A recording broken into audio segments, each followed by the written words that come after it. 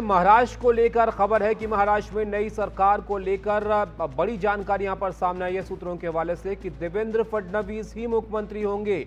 इससे पहले चर्चा थी कि क्या नाम जो है वो तय किया जाता है बीजेपी की तरफ से, और अब बड़ी खबर आ रही है कि देवेंद्र फडणवीस ही महाराष्ट्र में अगले मुख्यमंत्री होंगे। एकनाथ शिंदे उप मुख्यमंत्री उनके साथ होंगे, साथ ही अजित पवार भी उप मुख्यमंत्री होंगे और उनके पास वित्त मंत्रालय रहेगा। तो बड़ी खबर महाराष्ट्र में सरकार गठन को लेकर सामने आ रही है कि वित्त मंत्रालय एनसीपी को यहां पर जा सकता है और देवेंद्र फडणवीस ही मुख्यमंत्री जो है वो हो सकते हैं। मनोरंजन भारती हमारे सहयोगी हमारे साथ जुड़े हैं। बाबा, आज शाम बड़ी बैठक होनी थी, लेकिन उससे पहले बड़ी खबर है कि यहां पर देवेंद्र फडणवीस को एक बार फिर से मुख्यमंत्री बनाने जा रही है बीजेपी। जी हाँ, बैठक जो है वो होनी है शाम में। जो मुंबई के सभी नेता जो हैं वो एक एक करके दिल्ली आना शुरू हो चुके हैं और एनसीपी के जो प्रफुल्ल पटेल हैं उन्होंने कुछ देर बाद वो प्रेस कॉन्फ्रेंस भी करने वाले हैं। उनके साथ अजीत पवार भी हैं और अजीत पवार और प्रफुल्ल पटेल मिलकर एक प्रेस कॉन्फ्रेंस करेंगे। लेकिन जितने भी अलायंस से हमारी बातचीत हुई, चाहे एनसीपी हो या फिर बाकी जो भी दल है, उनका ये कहना है कि बीजेपी को तय करना है मुख्यमंत्री और उनको देवेंद्र फडणवीस के नाम पे कोई आपत्ति नहीं है, क्योंकि ये पूरा चुनाव जो है एक तरह से देवेंद्र फडणवीस के नाम पे लड़ा गया। प्रधानमंत्री के फोटो के साथ देवेंद्र फडणवीस की भी तस्वीरें लगाई गई। तो अब जितने भी एलाइज हैं, चाहे वो एनसीपी हो चाहे शिवसेना हो, एकनाथ शिंदे की, उनको इस पर कोई आपत्ति नहीं है।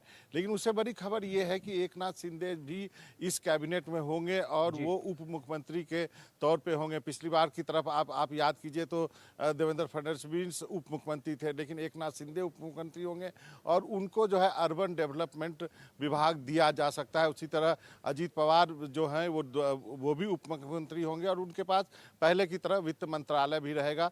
2 दिसंबर को शपथ ग्रहण होने की उम्मीद है, ये तारीख बताई गई है। लेकिन अभी तक ये सूत्रों के हवाले से खबर है, आधिकारिक रूप से इसकी पुष्टि हो जाएगी जब देर रात तक मीटिंग्स होंगी इन सभी नेताओं की, अलग अलग और इकट्ठे भी।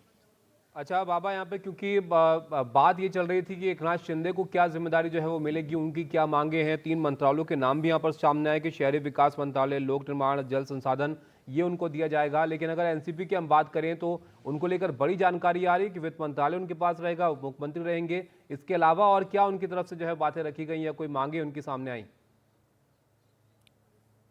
देख, इनका कहना है कि हमारी कोई मांगे नहीं है, लेकिन जो मंत्रालय में हम रह चुके हैं, जैसे अजीत पवार जो है वो 5-6 बार से ज़्यादा बार बजट जो है वो पेश कर चुके हैं, वित्त मंत्रालय में रहे हैं। तो उनको वो चाहते हैं कि एनसीपी चाहती है कि उनके पास वित्त मंत्रालय रहे, तो उनको लगता है कि उनको वित्त मंत्रालय ही दिया जाएगा। एक बात ज़रूर है, एकनाथ शिंदे की तरफ से कई मंत्रालय जो आपने नाम लिए उनकी बात कही जा रही है, लेकिन उनको अर्बन डेवलपमेंट जो है, शहरी विकास मंत्रालय दिए जाने की बात कही जा रही है। बाकी इरिगेशन और बाकी जो है वो शायद बीजेपी अपने पास रखे। अभी बहुत सारे डिटेल्स वर्कआउट होने हैं, क्योंकि अब यदि 2 तारीख को शपथ ग्रहण होना है तो अभी टाइम है, आप पूरे डिटेल्स वर्कआउट कर सकते हैं।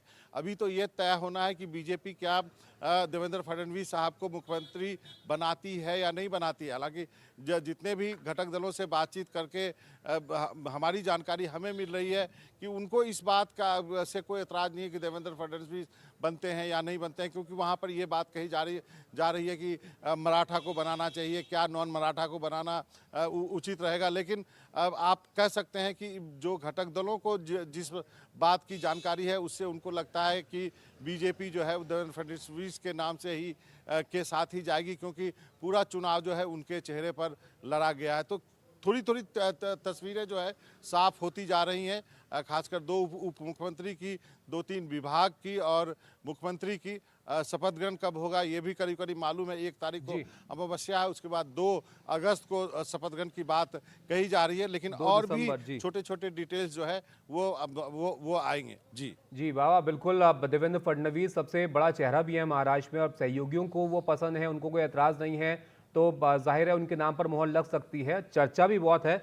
लेकिन बीजेपी के अगर हम देखें पिछले चुनावों का इतिहास, तो जिनके नाम की सबसे ज़्यादा चर्चा होती है अक्सर उनको जो है वो नहीं चुना जाता है। तो कुछ चौंकाने वाला भी यहाँ पर हो सकता है फैसला। अगर विकल्पों को हम देखें तो कोई ऑप्शन भी है महाराष्ट्र में देवेंद्र फडणवीस के अलावा बीजेपी के पास?